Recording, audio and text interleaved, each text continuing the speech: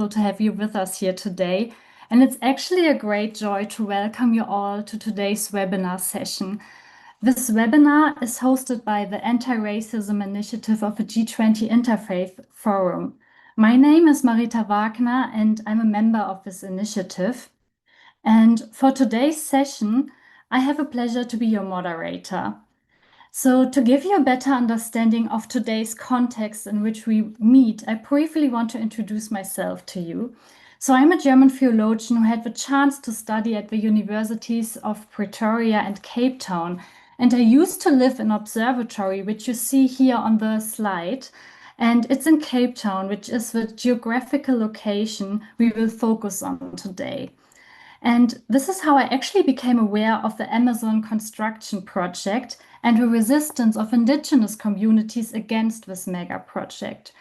So through conversations with our distinguished panelists, I learned actually a lot about the colonial and apartheid history and how it still affects the life of indigenous communities till today. In this context, Dana Fick and Garb Fredericks actually explained to me how these neoliberal global corporations like Amazon, because I think it is important to note that there are so many Amazons that exist in this world, undermine intertwined human relationships which actually shape and run our local communal life. So the fact that Amazon is building its Africa headquarters in Cape Town is therefore actually an emblematic example of the intersection between global capitalist power, the intensification of the ecological crisis that we face today, but also the struggles over indigenous representation and land rights.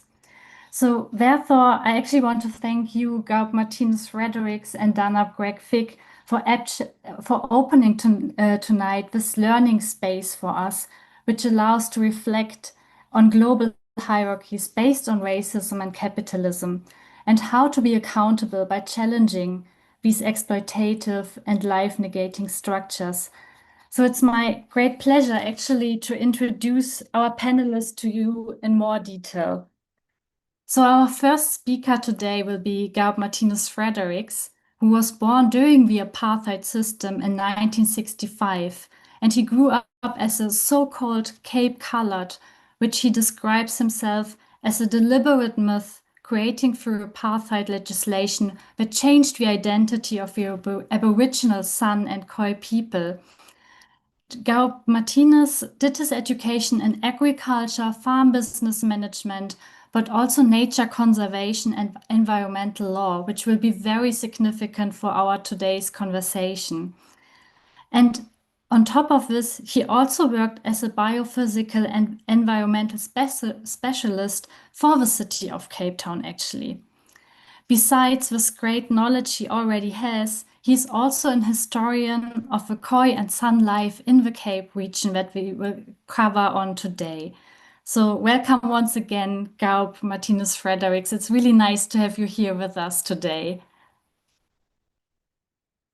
And then I would like to also introduce our second speaker, who is Dr. Greg Fick. He's the interim leader of a movement in South Africa, which is called FINSA. It is the first indigenous nation of Southern Africa, and FINSA fights for indigenous people's right for a First Nation status, a political status, as well as their self-determination and self-governance.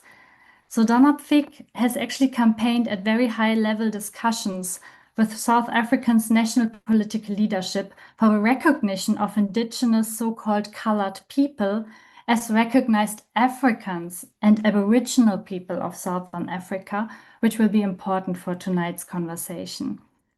His campaigns and workshops also tackle the violence against women, a very important topic in South Africa, as well as patriarchy and despotism in community leadership structures. But furthermore, he also promotes non-racialism and anti-racism within indigenous revivalist networks. So I think we have two very great speakers to discuss tonight's topic with. Thank you so much and welcome both to both of you. It's nice to have you here with us. Good evening, Marita. Good evening, Gab Martinez. And good evening to the panels, and also good evening to the listeners, the viewers on the webinar. Yes. It's a great opportunity to speak to you tonight. Marita, when you're ready, we get to the presentation part, you can just give an indication and I'll start right off. Yes, just give me 1 second, maybe to quickly, before we get into the topic, I want to provide also our audience with a quick overview of what they can expect. So first, Gab Martinez will give an historical and political account on the long-term consequences of colonialism and apartheid for the life of indigenous people in the Cape region. And then in the second part of our webinar, we will build up on it by the presentation of Dana Fick, who will then actually draw on the Amazon construction project in Observatory, which is in fact a sacred site of the Khoi and San people. And we will then also discuss why actually there was a big protest against the construction site and what were the different interests of the different collectives who protested against this project. And then we have a third part where the two panelists will actually discuss together what the way forward could look like, what could be a solution to the struggle. And in doing so, we will also draw on cosmo-spiritual insights of indigenous knowledge systems and alternative approaches to a communal life, which is also ecologically sensitive, which is important, I think, and to promote this resecularization of life. So I think with this outline in mind now, Gab Martinez, I would then open the floor for you, and we are very excited for your presentation. So please feel free to go ahead. You may start the slide. Yeah, good evening to the viewers. I think it's critically important that before we get into the real crux of the matter, we need to step back a little bit and just look at what we are dealing with. What is the impact of the global aspect on the local side? Now, if we look at the history, if you look at the history of Africa, Africa was never an isolated never an isolated sort of continent.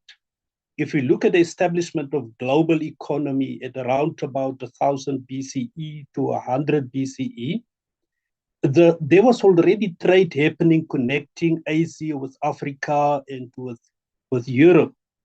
And that continued for quite some time. It was followed up by a second phase, which is the medieval phase, that started from 100 CE to about 15th century, and then rounded off by the age of exploration. Now, if we look at the age of exploration, that is the time when people really started to use ships. The first part of the timeline was basically related to land movement of goods and services. And then from the 15th century to the 17th century, ships started to play a much bigger role in exploring. So we had the whole notion of the spice route. Perhaps you would all remember that the spice route was fundamental in discovery. We talk about European competition that later started with Portugal, Spain, Netherlands, and Britain, and finally rounded off with the Dutch and the British India, establishing companies. And if we take the timelines around about 15th century, before the 15th century, Africa, the southern part of Africa was not really well known until Vasco da Gama and Bartholomew Diaz started to round the Cape. And they started to realize, but now they can use that route to dominate the spice trade in moving from east to west and west to east using trade winds. You can move the next slide. So using the trade winds, it gives them the advantage to sort of, in certain 6 months of the year, they could then travel from east to west or from west to east, go to India, pick up the spices, come back, and then uh, travel from west to east back to Portugal, Lisboa, and so forth. But in the 1500s, when Francisco de Almeida wanted to stop at the Cape, he made a terrible mistake. And the terrible mistake he made was to arrest women and children in one of the koi kraals, a local koi kraal around the specific site where the Amazon building is today built. And that cost him dearly. He was killed at the site with 60 other men.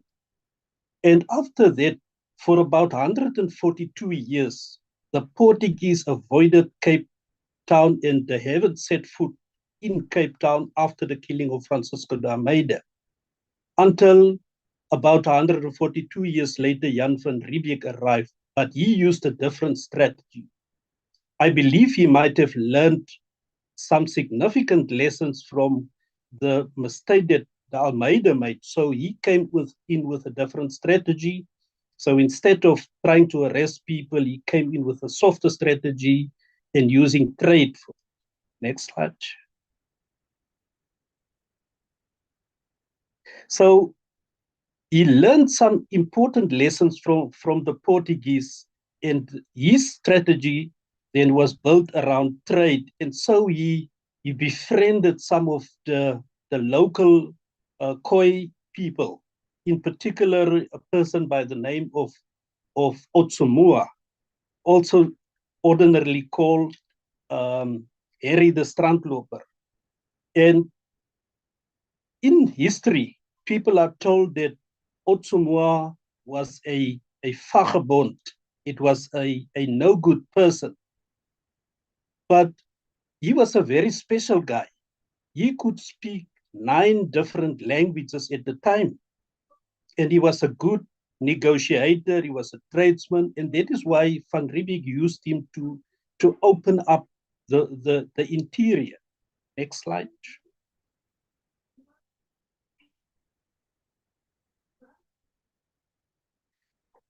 So by befriending Harry or Otsumua, he managed to get into the hearts and minds of the Khoi people, which were ordinarily people that are friendly, welcoming. Um, they welcome people from elsewhere. And remember, when people were on ships, they were sailing for 6 months at a time. And in the 6 months of the time, food gets scarce, they need to refill water. And that is why they were interested in making a halfway station at Cape of Good Hope. So they started co-opting some of the local Khoi people as translators that speaks the local language. Now, Otsumua or Harry the Strandloper was one of those guys because he could speak about 9 languages. It gives you the idea or the understanding that the whole notion of being uncivilized, it is a total myth, and that opened up the interior. And Khoi realized that the Dutch, at some point, the Khoi started to realize that the Dutch are not leaving like all the others. If you take the Phoenicians, if you take the Portuguese, if you take the Chinese, all of them who circumvented the Cape and traded with the Khoi. But this time the Dutch did not have any plans to leave. And that when they realized that the Dutch are not leaving, that created the environment for a series of Khoi and Dutch wars. And eventually it ended up in the signing of the Krudop Agreement. Now, these aspects, I think it would be better justified to talk in detail about at another stage. So I'm just highlighting it now. Next slide. So the whole myth of no man's land. They talk about territorium nullis, no man's land. It was also stimulated by the Vatican adopting this whole notion of the notion of discovery. In the notion of discovery, it means basically that you can go into a country, even if people live there, you can then say, but I've discovered now on the left-hand side, you see a map that gives you an indication that there was no empty space. Every space was occupied by a particular tribe. And if you look at from the Orange River in the north, right down to the Cape Peninsula and east until the Cay of Keiskamma River, there were Khoi people living and they were using the land sustainably. On your right hand, you will see how the peninsula tribes, in particular the Kohokwa, the Horakwa, the Hornaikona, and the Horokokwa, those were the tribes that lived in the particular area that we talk about, where the Amazon head office are located. And you can see how they've sustainably used the area. They had the summer grazing areas and winter grazing areas. And so they used the area for different reasons in different times. And that brought some other aspects to it. So the peninsula had about 4 sub-tribes that used the grazing areas frequently, annually, on a sustainable basis. But that was rudely disrupted when Van Riebeeck and his people decided they're going nowhere, and they started putting up permanent barriers, cutting off the grazing areas of the natural Khoi and San of the Khoi people. And one could today almost say that that particular site is the epicenter of colonial impact. It means that that is the point where a lot of we can almost call it that a genocidal bomb was dropped at that particular site, because the ripple effect from that particular site was not just located to Cape Town, but it expanded to South Africa and even beyond the borders. Next slide. Now, if you look at that site where the Amazon building are located, you see the expand. It is a green lustrous area where 2 rivers confluent with each other, Leesbeek River and the Black River. And people are telling it was, and when they started building this Amazon building, they were saying this is a wasteland, it is a wetland, it is of no use. But in the use of our Khoi and San people, that particular area was of significance, because in the wintertime, when there's a lot of water, it floods the plain. And when the water subsided, it settled down all the nutrients, which increased the grazing areas for the local people. So it had various aspects linked to that. It had an economic aspect linked to that. It had a cultural aspect, because that was the meeting place of various tribes. In the previous slide, I've indicated that the tribes were using summer and winter grazing areas. And at the time when our local tribes gather, at that particular point, they started exchanging, they started with other exchanges, cultural exchanges, and that strengthened the ties amongst peers and families, and even tribes and intertribes.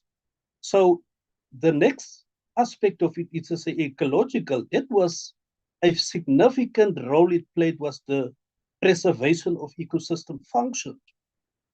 Today we see that a lot of the natural vegetation and stuff has been removed and replaced by concrete, hard concrete that does not support the preservation of ecosystem functions. The spiritual, that side was key in our spiritual rituals. And if you Know the area. You look at the hills at the far point, you see parts of Table Mountain.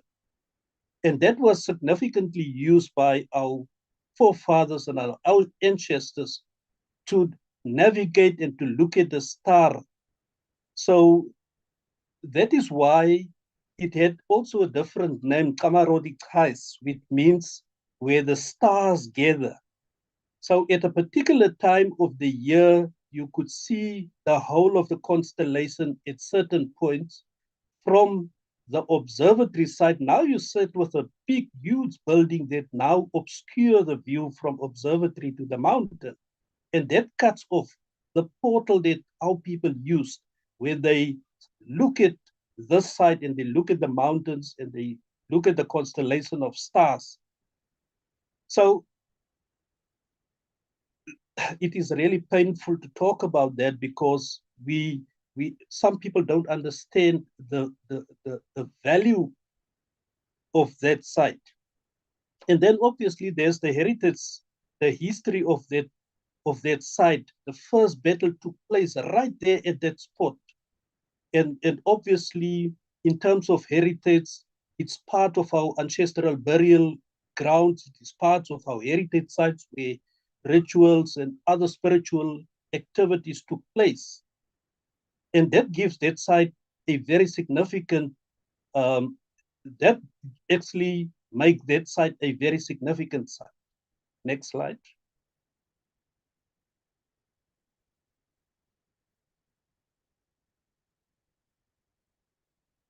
The notion of same colonizers in different ships.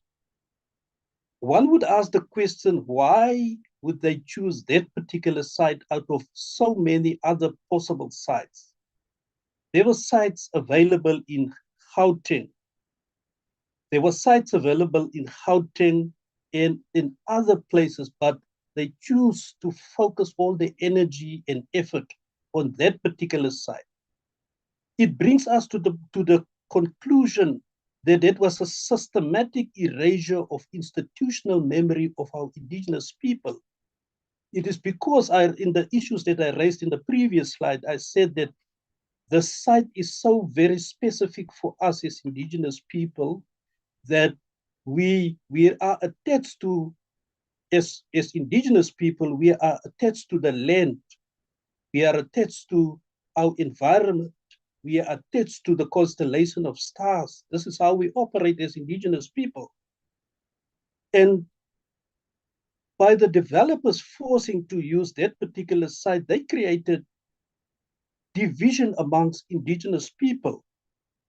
Because now you sit with some of the indigenous people that were probably paid off to support the development, others that fought and said, but we want to preserve our ancestral land and our ancestral rights. And that created a massive division amongst our local people. And to get that done, developers started to create proxy leaders to counter resistance so that there's no resistance from the indigenous people. We all know that in terms of we all know the concept of free, prior, and informed consent. And by so co-opting leaders and creating proxy leaders, the developers found a way around that. And that actually create a blueprint for the destruction of other cultural heritage sites, not just in that particular spot, but now it starts to pop up all over the Western Cape and even outside the borders of the Western Cape and elsewhere. We now see this kind of behavior happening all over South Africa and Africa as a whole. So we say again that that particular site also now creates the gateway into Southern Africa and Africa in total. Remember, the Battle of Blouberg took place at the same site. The dispossession of indigenous people, the distribution of our people away from that particular site so that they find themselves in diaspora outside of Cape Town, outside of the Western Cape, outside of the country. we find our people now in different parts of the world because of that particular activities that took place there. And now in 2024, 2026, we are faced with the same issue again the through the establishment of a foreign-based company that puts it squarely right there in the center and act as the gateway into Southern Africa and Africa as a whole, bringing global geopolitical influences into Southern Africa. So it's not just a matter of the wooden ships that came here early in the 1400s, 1652. So it gives relevance to the concept of same colonizers, different ships, because the impact is very much the same. Next Yes. slide. Garo Martinez, due to the time, I think we should also give a space to Danab Greg to add up on the conversation. Is this fine with you? And then we go to the discussion among the two of you. Can we proceed like this? Absolutely. Thank you so much for your first input and statement. I think this is already a good insight. And then, Danapvik, I would like to open the space for you to also proceed with your narrative.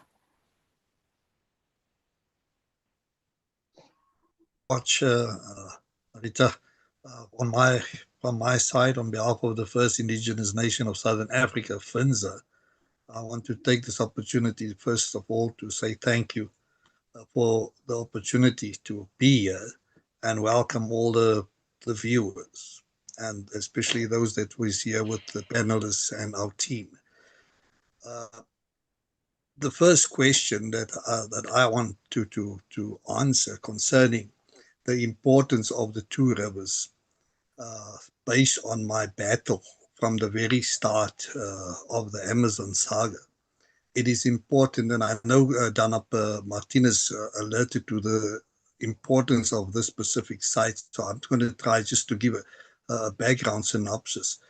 The two urban park area holds a profound and an intangible historical value to the Khoi and the San. It is, as far as we concern, a sacred site that holds specific spiritual significance to us. It is the place where our forefathers, our mothers went to, as the world will understand, baptized. For us was where we went to cleanse the newly born babies. It is the place where our young ladies went to go wash themselves when they go through what we call the transition from being a child to a young lady, the same with the boys. So we have this site as a very significant site. I remember Elder Anthony Twaits crying at the two rivers saying, but this is where we used to come and fish. This is where we used to come and play. This site is also a burial site that is bordered by the Black River Cemetery, where over 6,000 indigenous people were buried. What's significant of this burial site is during what the colonialists did, they brought Spanish flu and deliberately hand blankets to the indigenous people, where many of our people were buried that died because of that. And we call it the war, as we see it, where they already used viruses to kill our people. And thousands upon thousands of the indigenous people were buried at just further, less than a kilometer away, at the two Black River Cemetery, where we today are also fighting against Amazon for development on that specific space. And what we've learned from the two urban area, where the Dutch War, as were alerted by my colleague, in 1659 to 1660 began. Prior to that, the 1510 battle against the Portuguese occurred at this very site. It is the very first site where what we call the fencing was made, where borders was placed to say to our people, you're not allowed to go to the river no more. This land belongs now to the governor. So this site has great historical significance. The floodplain was a vital crossing point for the indigenous people. The cultural heritage and identity of the area all is deeply connected to the community's memory, oral history, and indigenous identity, which was taken away from us. The world out there do not understand and know that there's a race called the colored people. And these were the descendants of the indigenous and aboriginal Khoi and San people. The environmental and spiritual connection of the site is of great significance as it's considered as a sacred natural landscape for our people. So this site is important for us. And when we look at what has happened, no consultation. When we went to the tribunal, we stated to the tribunal that this land, these rivers, to us, is not just a river, it's not just water, but it is our life. It is the essence of who we are. And so to the colonialists and to Amazon, this might just be a stupid land that is for them perfect for their headquarters, but to us, it is who we are. And we see it as the last frontier. We see it as the place where we're willing to die, to fight until the bitter end. And that's what we did. We went to the court, followed the rules and regulations of the South African government, took Amazon to the court, and we believe that we will be able to win against this mighty Goliath. We stood the test of time, and we want to say to all our indigenous people globally, to say to them, we might not have money, we might not have weapons, but there is an opportunity that we can use to fight with them. And we fought them and we won. And because of the victory that we had in court, uh, the judge that gave us the victory, there was an attempt to assassinate Judge Goliath based on the fact that victory was given to the indigenous people. But we will continue to fight. And I thank you for this opportunity, and I hope that we can bring some unity amongst our people. One of the last things that I want to say to our people is that, yes, government or the government of South Africa or the GNU, as they want to be called these days, are making use of proxy leaders to deceive the world out there, to deceive the United Nations when we go and complain and say, but we've got leaders stating, I say, well, on the ground, these people are not being chosen by us. The people don't know them. And I think that is the importance that we want to achieve here, is to bring awareness to the world that there are this race called the so-called colored race, but they are the descendants of the Khoi and the San, the Kam nation and people of Southern Africa. And we will continue to fight Amazon. We will continue to fight the South African government until such a time where we achieve our goal. And our goal is to achieve First Nation status, with all the benefits of the land and the resources of this country. And we want to have our right to self-determination as a right defended by the Constitution of South Africa and globally by the international world. We have that right and we seek that right, and I trust that we will achieve that. Thank you so much, Danapik. I think this was a very good first idea of what is currently happening in Cape Town. If the two of you agree, I would stop the presentation now so that the audience has a better look of us, so that they can see us better, because I think we are through with the presentation. Is this fine with you? That's fine with me. It's fine with me. Okay.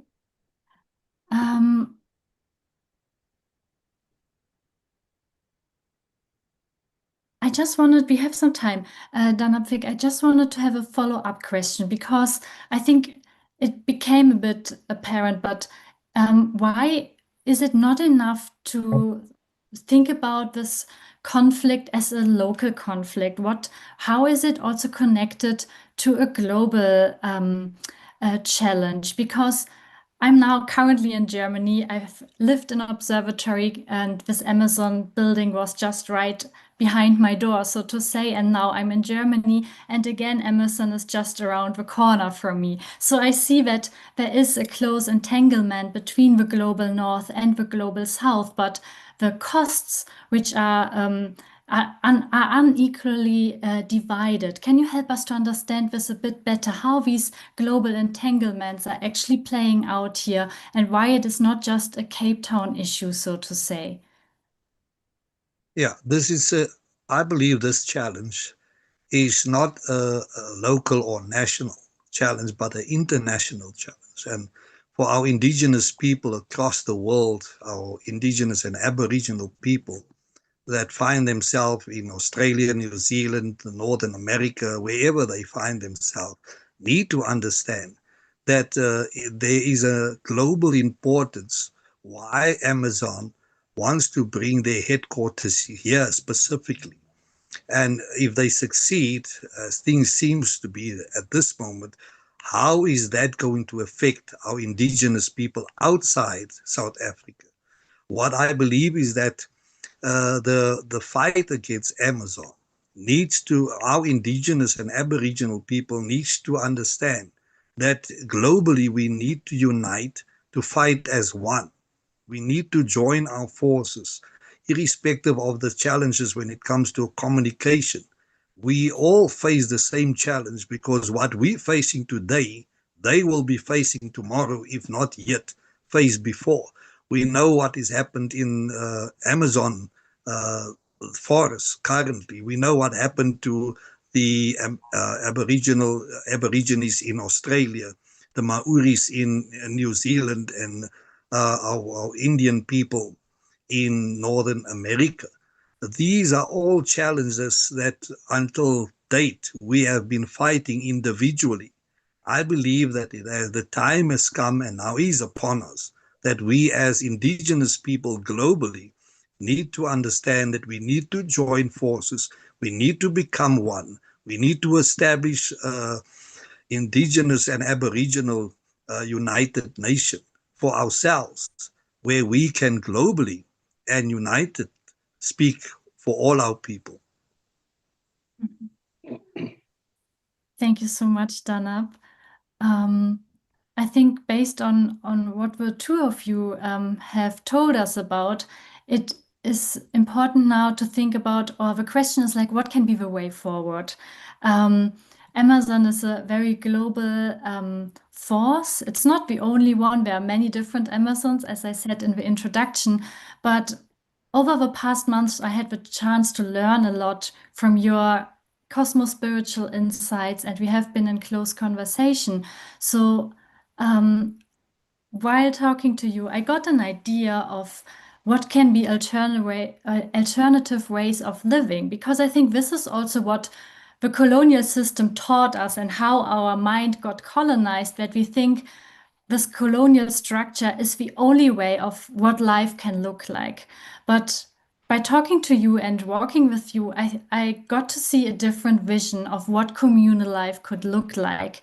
So, in this third part, can we have this open conversation among us to reflect on this, to not just deconstruct and critique? The critique is absolutely just, I think, but what can be the way forward now that we are here today in this global space where we can think about what are our resources and our assets and how can we express our solidarity but also hold ourselves accountable? Gaub Martinez, would you like to start? Yeah, it's a very relevant question, Marita, because we are so, for us as indigenous people, we are so intertwined. It become part of our daily life that we only focus on the immediate things right around us, without really considering and thinking that there might be other communities, other people elsewhere that are faced with the same problem. And the way I can see it now, it started off many, many years ago the Amazon site might have been the epicenter where the bomb actually landed, but the ripple effect of that has been spread now across broader spaces. If I take, for instance, my own people, the Ama people, they were located around the Western Cape, around the coastline.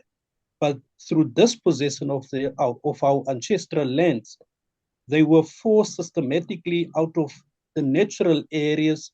They had to cross borders, finding themselves now in Namibia, in Botswana, Tonga, Cameroon, elsewhere away from the ancestral lands. So it is very difficult when one starts to internalize and look at these things to immediately come up with a suggestion or a solution for them. I always believe that in creating the awareness, starting the conversation, getting the discussion going amongst people, amongst peers, ideas start to germinate like small seeds. And I guess probably tonight is a starting point. It can't be the conversation or the only conversation. It needs to lead to some conversations going forward. So yes, the awareness is a good thing. The sharing of stories, and it is fine with it. But one have to start with constructive ways of how to bring the global community into the bigger picture and even beyond our own borders and boundaries. Yes.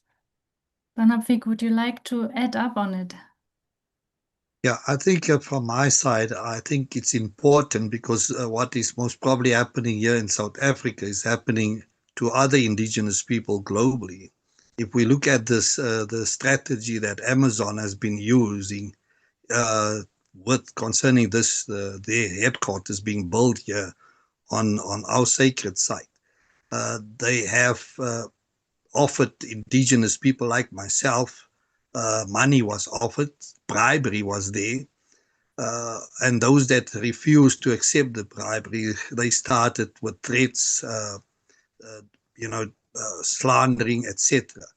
Uh, but it is important for the world to understand that the South African government has deceived the world to believe that in South Africa there is the what they call the white people, the European descendants that's living in South Africa, and then you find the blacks, the Nguni descendants living in South Africa. What the world is not aware, and when we look at the issue concerning uh, the Khoi and the San, is that the indigenous and aboriginal First Nation people of South Africa has not been acknowledged as part of the population of South Africa globally. And we are politically regarded as the invisible people. But we are not a race, we are a nation. We are a people that has been classified as so-called colors. And this deception has been, we did everything in our power to bring it to the attention of the United Nations.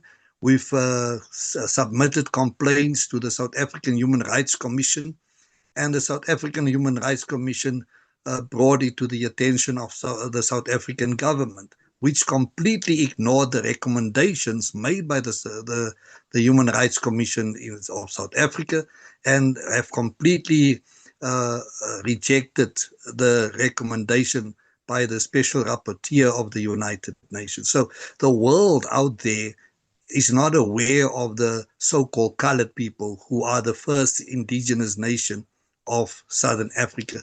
And I think this opportunity that we have is to bring the awareness to the world globally.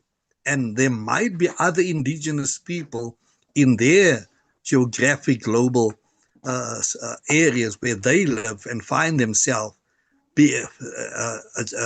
experiencing the same difficulties that we as Aboriginal people are experiencing, being uh, disenfranchised, being marginalized and discriminated on a daily basis as if we are not existent. Today, as I'm speaking, we had the traditional leaders, national house, but this the traditional leaders and Khois and San. Yet all Ngudi royal kingdoms were acknowledged, but none acknowledgement was received for any Khoi and San leader within that parliament. And this is a challenge that we believe is not isolated to South Africa. Mhm. Yes, maybe the two of you could also help us understand, because as we are an international forum, maybe not everyone is aware what the racial categorization of a colored person in the South African context means. We saw it recently when the South African singer Tyler refused to be called a colored, and the global anti-racist community didn't understand why she didn't want to be named a person of color, as this in anti-racist communities seems to be a very anti-racist term and self-identity label. So can you help us to understand again what makes it problematic in the South African context due to the apartheid legacy? Yeah, I think it's important that I just want to bring correction. She did not refuse to be called colored. In fact, she stated that she's not black. Oh, sorry, yes. And that Sorry. caused the American community to respond and have an uproar. But what she stated is that she's not black, because in South Africa, the so-called colored people, the indigenous and aboriginal Khoi and San people, are not black enough to be black, and they are not African enough to be called or part of the African nation, as the blacks claim to be in particular.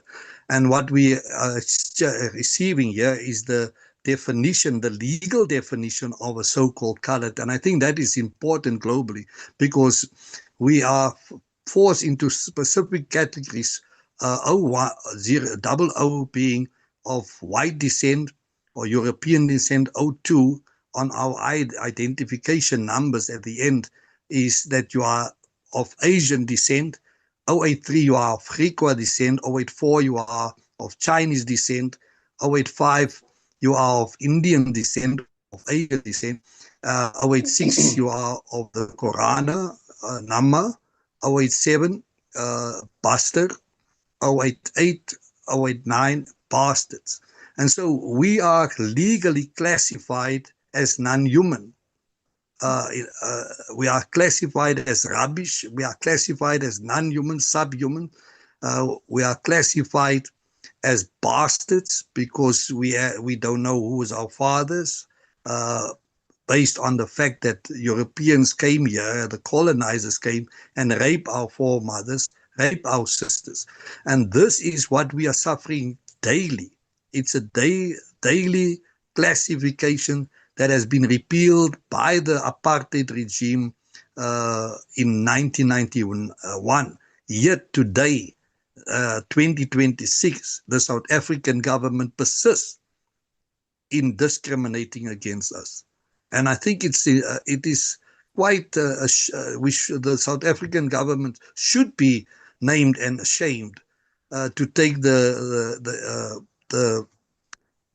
Israel to the ICC, yet they themselves are guilty of genocide of the indigenous Khoi and San people. They are guilty of discriminating against a nation, claiming legally that we are bastards and not human. Thank you so much for making this clarification, because I think for people who are outside of South Africa, they might not be aware of this apartheid racial classification in its details. I would like to give our audience also the chance to pose questions. So if you have questions to our two speakers, please use the Q&A chat so that we can discuss it here. If there are questions which double, then we will just try to summarize it. So please don't be shy and and pose your questions in the chat. We actually already had some questions. One question, for example, was like if there are multiple problems, because now we gave a lot of space to talk on Amazon, but are there other challenges to Khoi and San people living in South Africa, which we haven't talked about yet? Go, Martinez, please. Yes, absolutely. That question is very, very relevant. Remember, it also ties in with the whole notion of identity.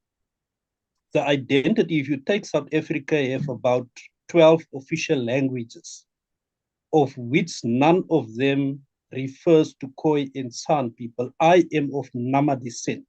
My people are first language Nama speakers.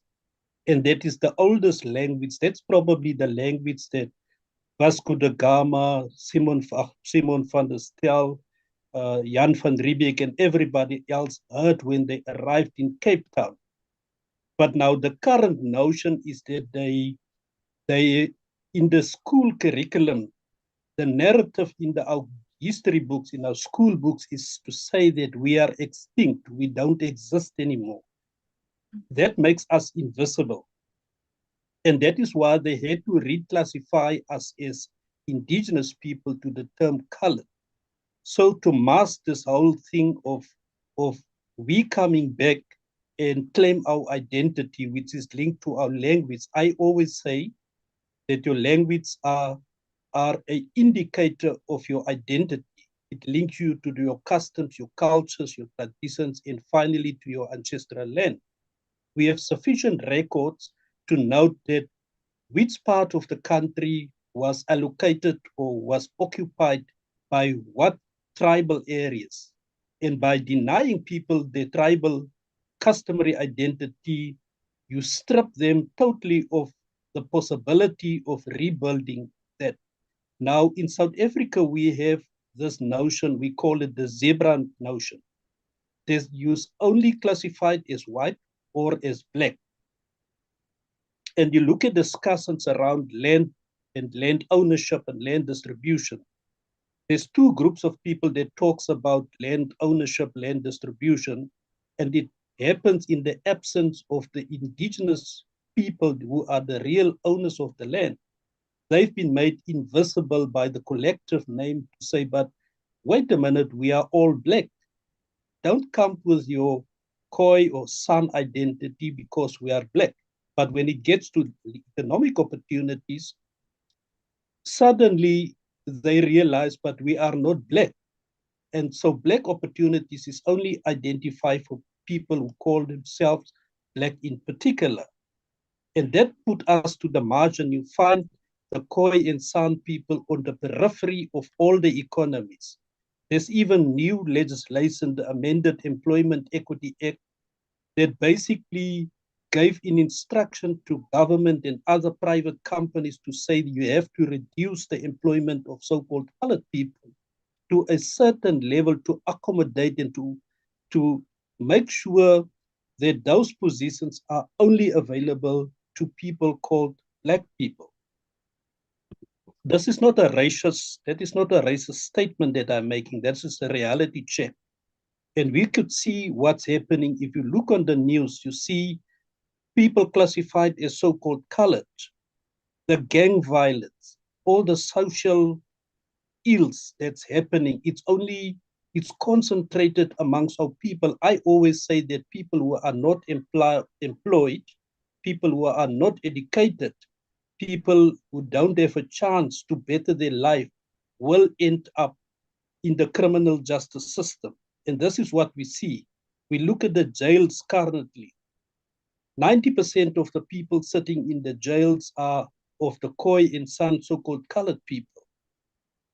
And if you enter those doors once, it is a system is set up in such a way that you will always return to that same place.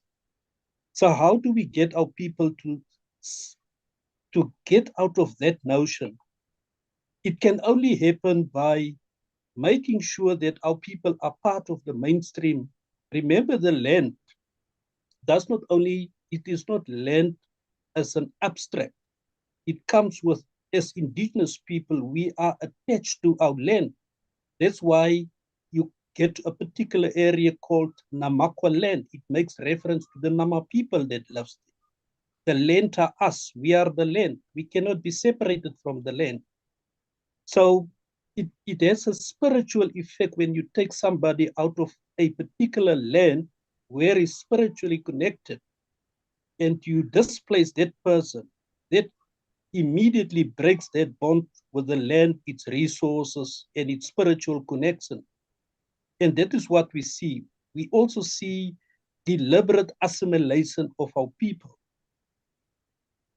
Areas that were usually occupied by our people are now flooded with people from other areas just to create a narrative to say, but you are not a homogeneous group of people anymore. You are now a community. And that is the term that is very dangerous for us, because a community, the term community means actually that you can come from any place in the world and you settle in that community, then you have a say. Even in our national narrative, there's a word that says the land belongs to all who live in it. So if I come from Europe and I live in South Africa, then it means the land belongs to me as well.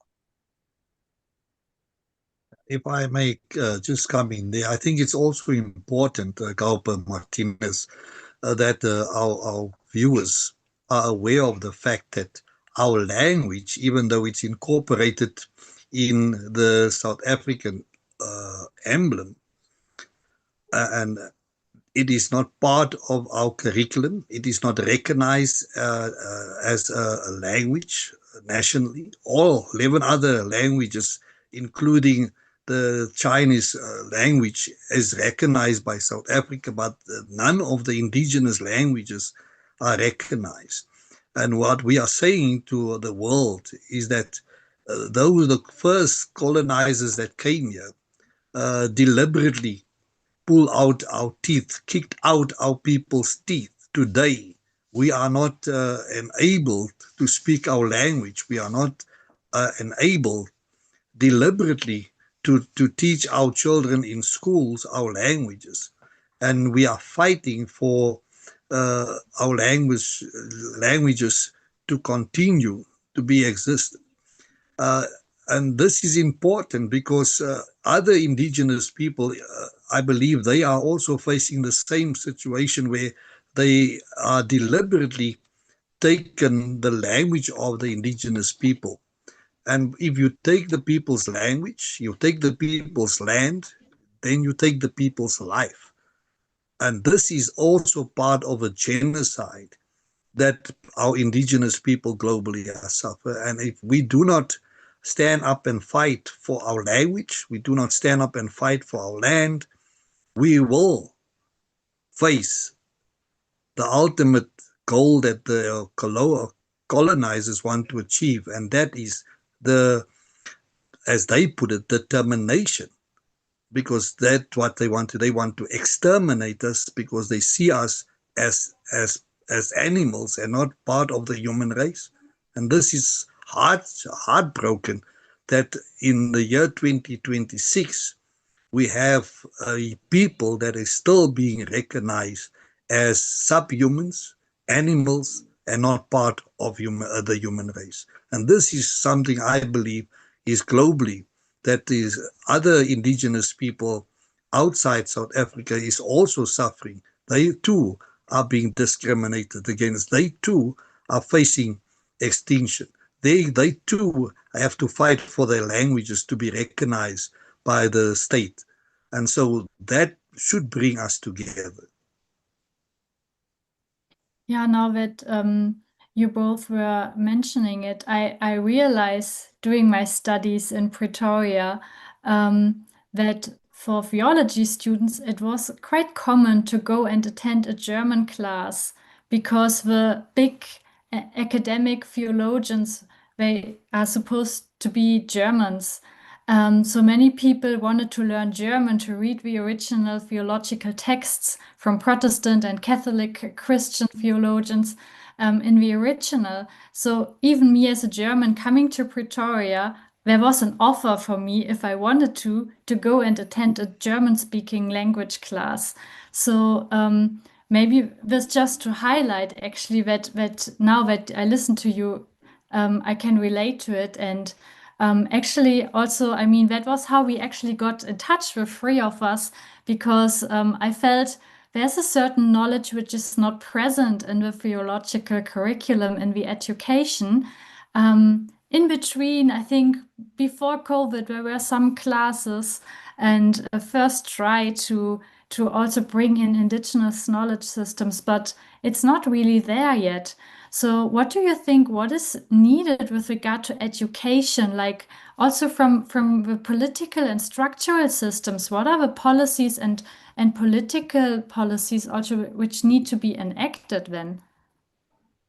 Yeah, Marita, just as a point of order before I'm not sure if we have much time left, but I Mm, think maybe just to acknowledge the question and from the viewers, and just to alert to them that if we do not answer the questions tonight, we will answer the questions, and they can come back to the webinar and respond to the answers that we will attend to. The yes. questions will be attended to. I just felt they need to know that. Mhm. No, definitely. We will collect all the questions and so that we can still, or you can answer to it. And yeah, I will come to this later. But don't worry, we still have, like I would say, we still have 15 minutes for this open sharing. And then maybe we can get to the point to sum up today's insights and learnings and what could be the way forward. So if you still feel like there's something you haven't touched on yet, then feel free to refer to it. I think one question was also like, what also the present life of Khoi and San people looks like, because we touched a lot on the colonial violence and how it influenced the Khoi and San people's life. But how do they live like today? Like, are there still spaces where they can really practice their cultural beliefs? How does it look like? Um, Marita, it's a very painful question that you're asking right now. I'm As sorry. I Mhm. see, yes, as I see that our ancestral land are carved up. Currently, as we speak, the land that belongs to our ancestors are now sold on auction. The city of Cape Town have now an international auction going where all the available spaces, they call it spaces that they don't need, are now being sold off to international buyers. That land is linked to us. It is a land where our forefathers used to live. This is the land where our people have grown up, have went through the certain rituals, but it's now discarded off by the state to say they don't need it, so it can be sold off to the highest bidder. So it's difficult for our Khoi and San people. We running out of space. We are assimilated in a big way because the areas that we will still be able to live as a united Khoi and San people are now flooded with people with different identities. So it becomes very difficult to live out your religion, your spiritual, your your belief systems, your customs, your cultures, your traditions. And even that are now regulated by certain bylaws in certain pieces of legislation that is specifically designed to curb those kind of activities. For instance, how people used to live off the sea. They lived from fishing. The current legislation that they develop is to say that they criminalize a Khoi Insan person who go to his ancestral fishing waters, collect sustainably what he needs for him and his family, and then end up in jail because he took something that the state now say belongs to the state. And even our pristine areas are more and more put under conservation status. And by putting it under conservation status, fences go up. gates are put in, it becomes a money spinner for the state, so they charge an entry fee. It cuts off our roots to our ancestral, our indigenous knowledge systems are now commercialized, and it strips us totally from our self. Our indigenous knowledge systems is entrenched with our natural resources, which is entrenched with our lands and where those natural resources occurs. There's something like the rooibos tea that only occurs in one particular area in our in the one specific geological area, where it does not occur in any other part of the world or other part of South Africa. And that is being commercialized. And there's two contestating aspects. The United Nations UNDRA, United Nations Declaration of the Right of the Indigenous Peoples, talks about the right to self-determination, the right to use your territory and its resources the way you wish to. But then on the other side, we sit with another thing that they call the Ngonya Protocol. And in the Ngonya Protocol, you revert the rights right back to the state.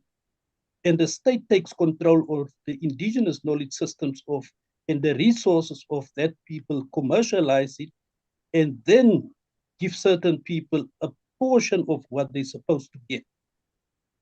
Totally denying the right to decide for themselves how to run their ancestral land, how to utilize their ancestral resources.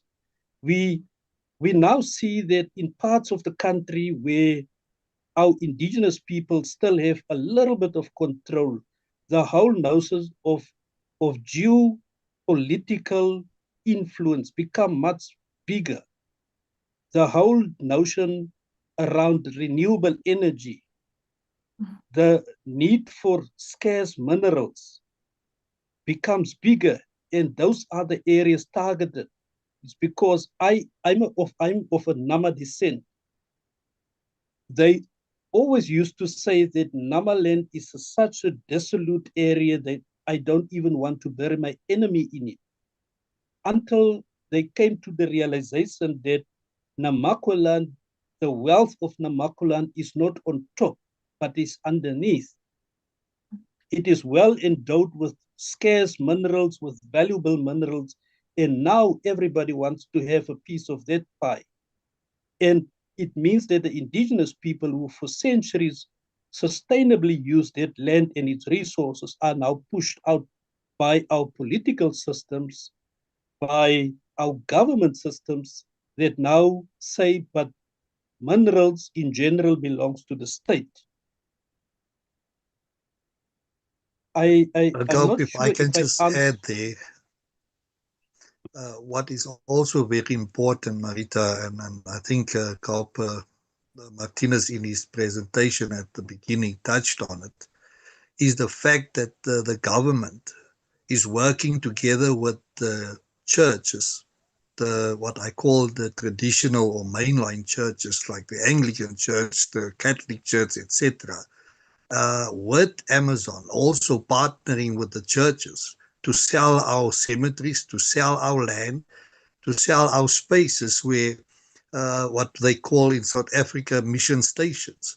So those spaces that we had the freedom to go and express ourselves as traditional people or cultural people as we want to be declared.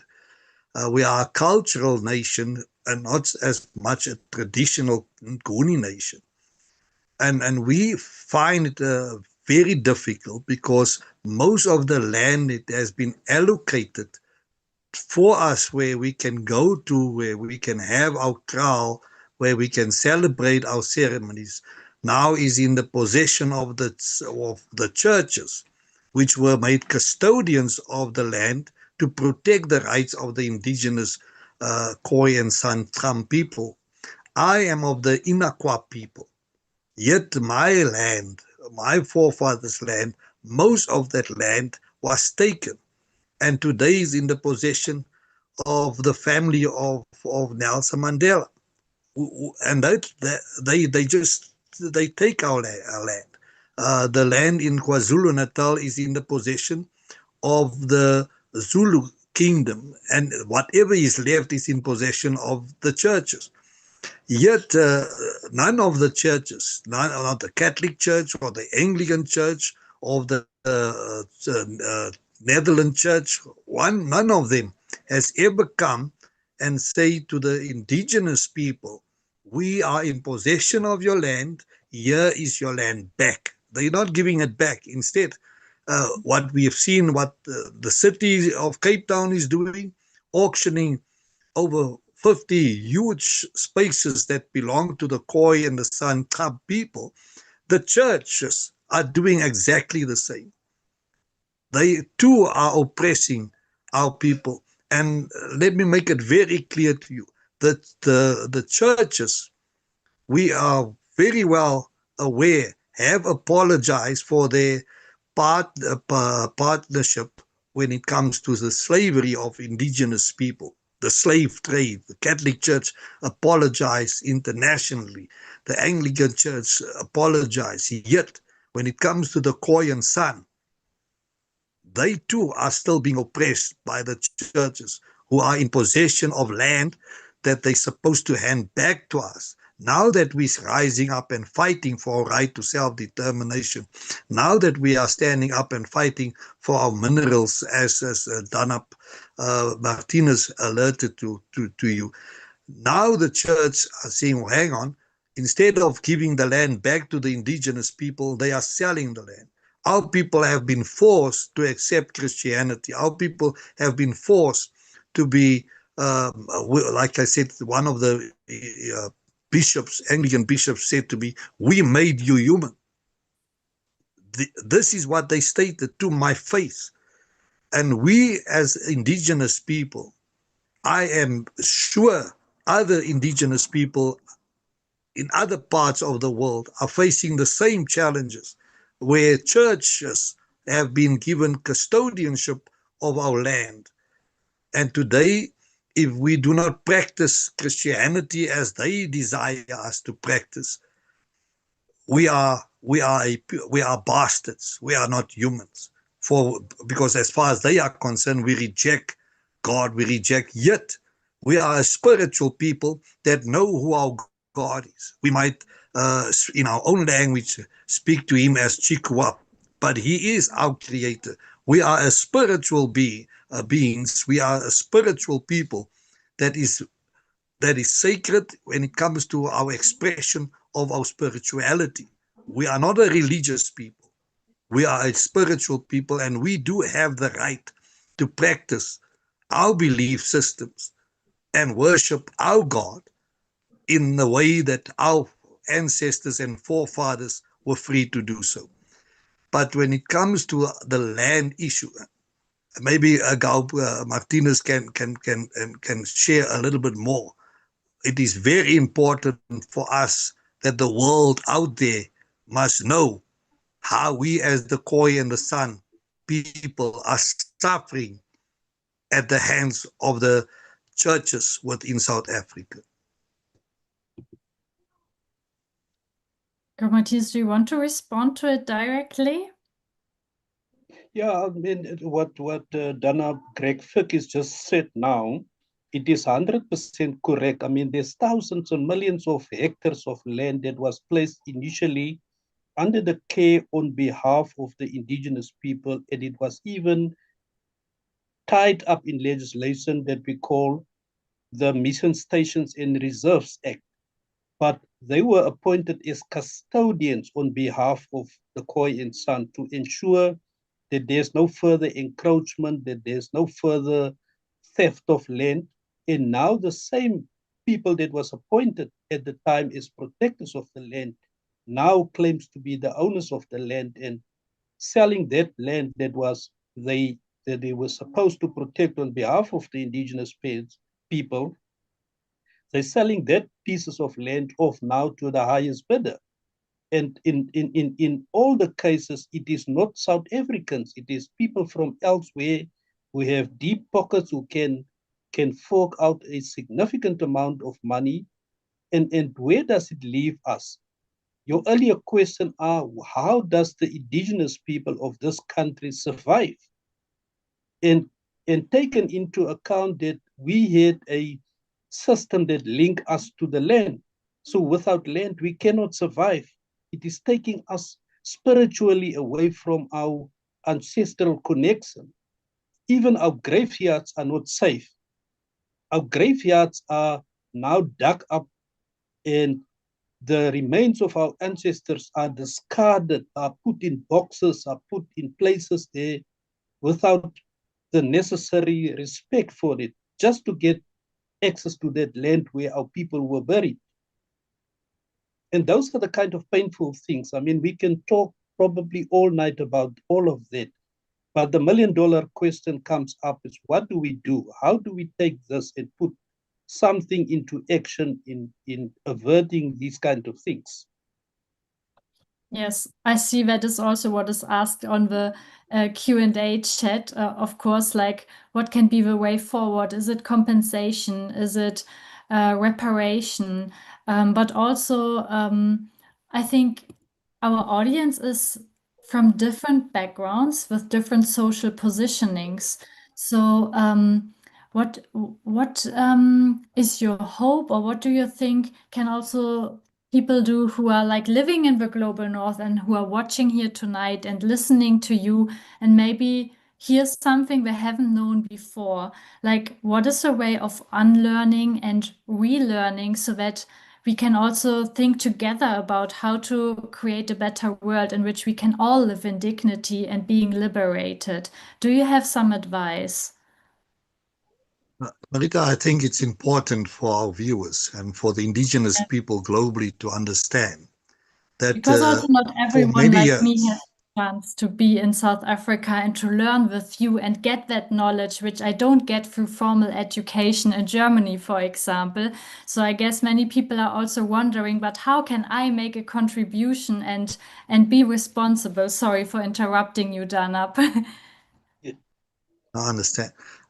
What I want to say is that globally, our people need to understand. And when I say our people, I speak specifically of the indigenous and aboriginal people across the world globally. Uh, for many years, we have stand and wait on governments for handouts. We have been waiting for somebody to come to help us, to free us, to liberate us, to give us employment, to give us land. What Finza is saying to the indigenous and aboriginal people in our land, Southern Africa, it is time that we need to understand that we are the very people that we've been waiting for. And I believe that message is a global message to all indigenous and aboriginal people everywhere in the world, that we must not wait anymore for someone to come. We need to help ourselves. We need to teach our children our history, because the history that we find that the colonialists have taught us is a deception, is a counterfeit. It is their history. It is now not our story. And that is why we're writing our own books, even though we find it difficult for the books to be published in local libraries, etc. It is we have taken responsibility to teach ourselves. And what we have done as Finza is that we have started our own indigenous cultural circle, or what others call schools, where we teach our own people our language, where we teach our people our own stories, our own culture, and our own way forward.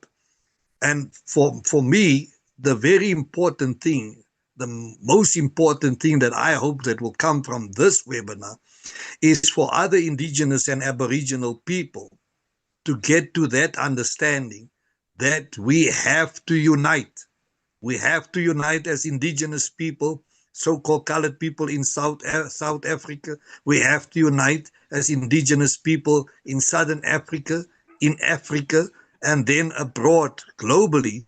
We have to unite.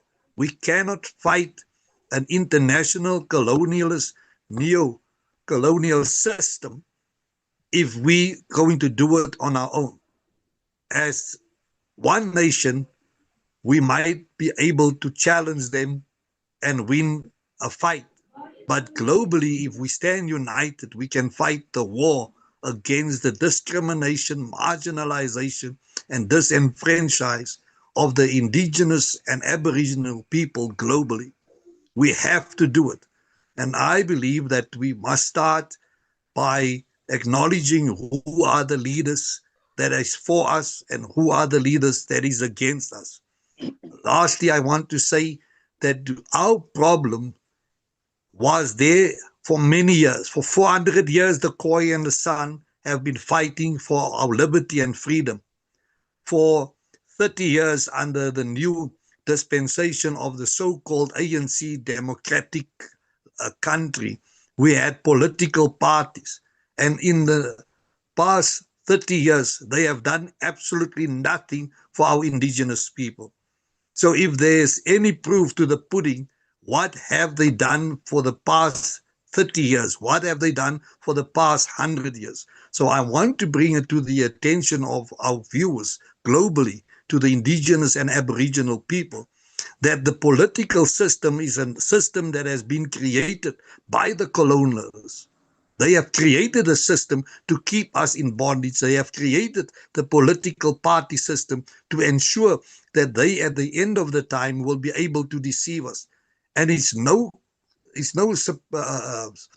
hidden story or surprise to people when it comes to political parties. We voted for them in the past. They deceived us. They made promises, and none of those promises has ever been kept. I have absolutely no faith in any political party, irrespective if they regard themselves as so-called colored parties or for the Aboriginal and indigenous people. No, I say to the Aboriginal and indigenous people, it is time that we take our liberty into our own hands and we fight together globally, internationally, nationally, and locally.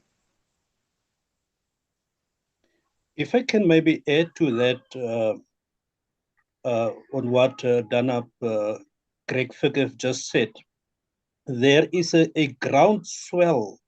There is a bigger awareness of people that now starts to own their identity. And the biggest challenge for those people that now starts to realize that farm worker that works on a farm realized, but he's not an ordinary farm worker. He is actually a descendant of the original owners of that land. But they it is like somebody's mind has been colonized.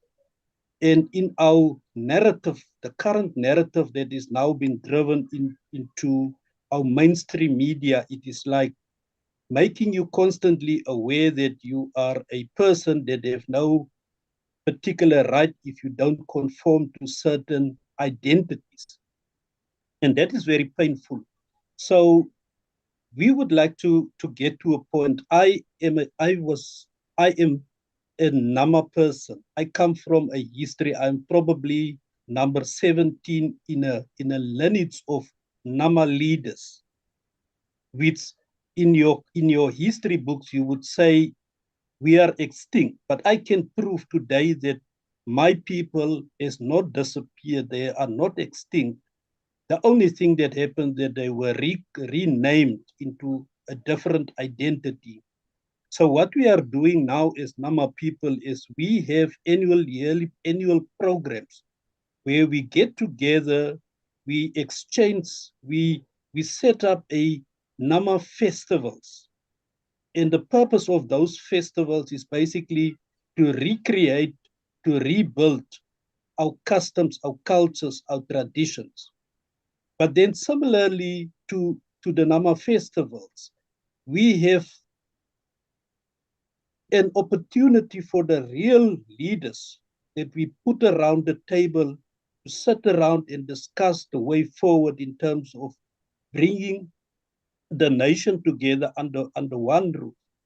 For instance, we are now in the process of signing a twinning agreement between South Africa and Namibia, simply because the same people that have migrated or were forced out of the Cape Colony at the time, they have managed to retain our language, the original Nama language.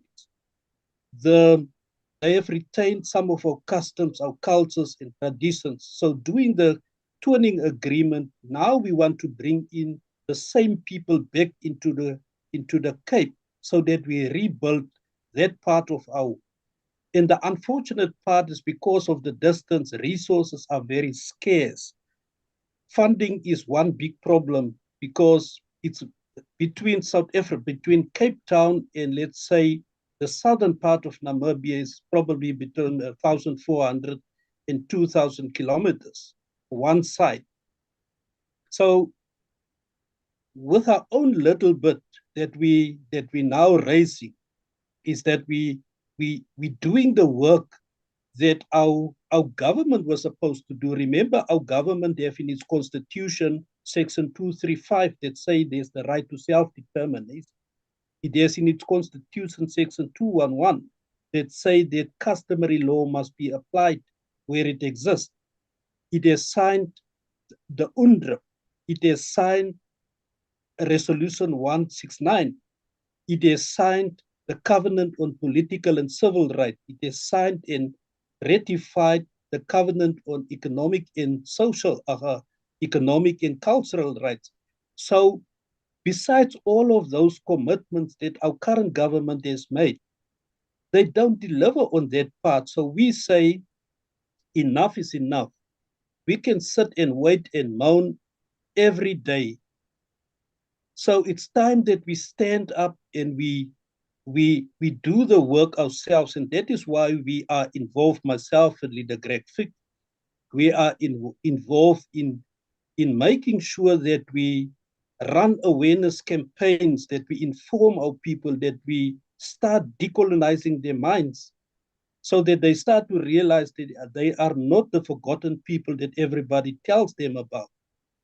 The issue of fighting for our people takes us to courts.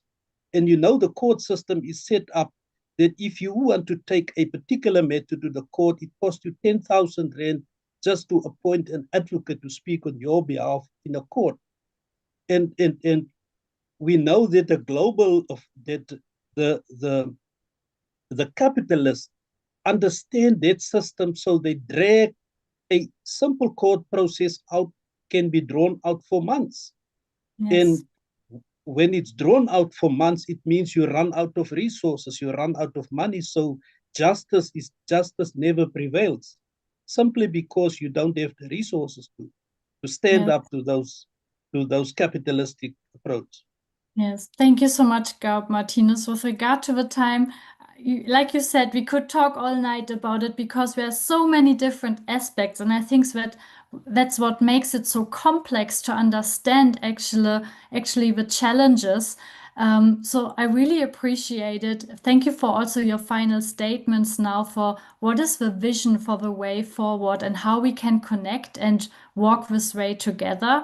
I really appreciate it because I could see how emotional it is. It is really painful because this is your lived experience, and I really appreciated that you were willing to, yeah, also allow us into your interior world, so to say, because it's not taken for granted. And thank you so much for taking this time today to really try to help us understand and to see how everything is actually entangled and how complex this picture is. And I think it also is very important for people living in the global north, understanding and getting an idea of how also their lives are connected to lives in the global south and how their actions impact the lives in the global south, obviously. So, unfortunately, it is difficult or almost impossible to do justice to such a complex discourse within only 90 minutes. But I think both of you tried their very best and did their very best to give a first idea and broad account, and I really appreciate your time for this. And maybe just for the audience also to know what could be a way forward, or just some information quickly before we depart here. This webinar is being recorded because, unfortunately, of course, also due to all the different time zones that we are in, it's not possible for everyone to join live. But the webinar was recorded today so that actually it can be found on the Anti-Racism Initiative's website and also on the G20 Interfaith Forum's YouTube channel. So also, this is some kind of educational material that we have now, thanks to the two of you. So we would also welcome each and everyone to spread the news, to share the video with everyone who is interested in the topic, so that we can keep the conversation going, because obviously we can't solve it tonight within 90 minutes, but we need to be in a continuous dialogue with one another. So this, I think, is important. And then also what could be an opportunity, if you are interested in as the audience, the G20 Interfaith Forum also has a web blog.